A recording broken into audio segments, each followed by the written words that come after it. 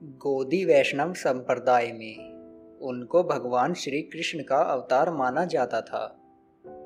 उनके अनेक शिष्य थे, जिनमें से प्रमुख शिष्य गौड़ी वैष्णव संप्रदाय के संस्थापक चैतन्य महाप्रभु और हरिदास ठाकुर उल्लेखनीय हैं।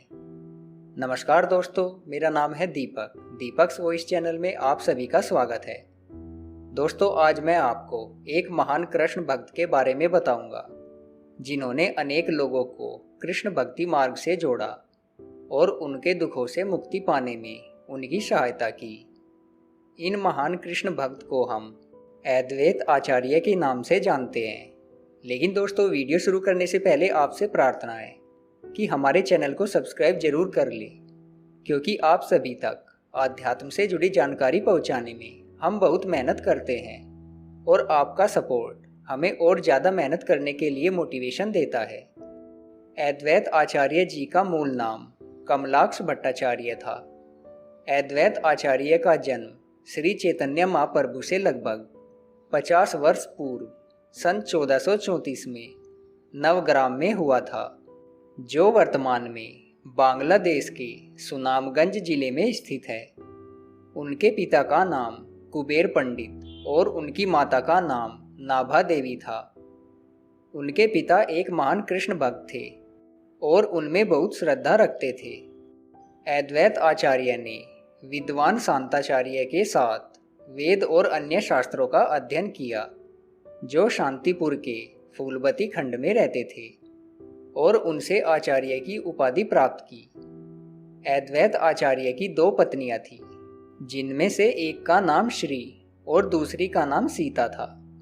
ऐसा माना जाता है कि दिव्य योग माया ने अद्वैत की पत्नी सीता का रूप धारण किया और दूसरी पत्नी श्री उनका प्रकाश विस्तार थी।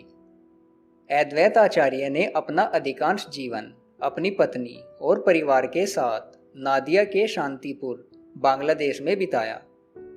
अद्वैत आचार्य के 6 पुत्र थे: अच्युतानंद दास, कृष्ण मिश्र, गोपाल दास, बलराम दास मिश्र, स्वरूप दास और जगदीश मिश्र।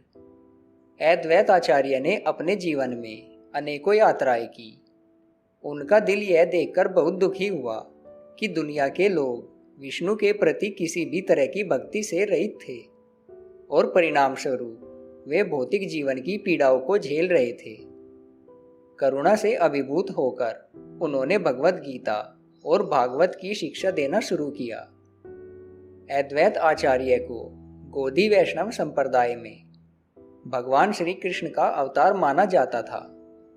उनके अनेक शिष्य थे, जिनमें से प्रमुख शिष्य गौड़ी वैष्णव संप्रदाय के संस्थापक चैतन्य महाप्रभु और हरिदास ठाकुर उल्लेखनीय हैं।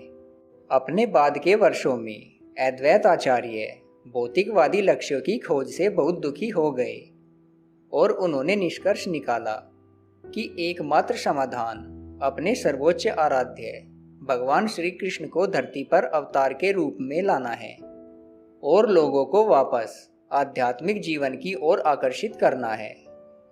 अद्वैत आचार्य ने कई महीनों तक भगवान विष्णु की प्रार्थना की और उनके शालिग्राम शिला के रूप में पवित्र तुलसी के पत्तों और गंगा के पानी के साथ पूजा की।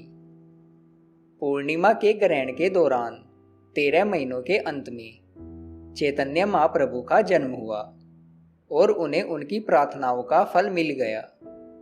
अद्वैत आचार्य ने ही सर्वप्रथम वैदिक पाठ नमो ब्राह्मण देवता का सिद्धांत दिया था।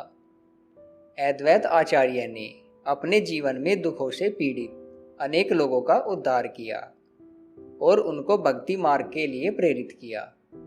अद्वैत आचार्य ने सन 1559 में अपने नश्वर शरीर का त्याग किया और सदा सदा के लिए भगवान श्री विष्णु जी के चरणों में लीन हो गए।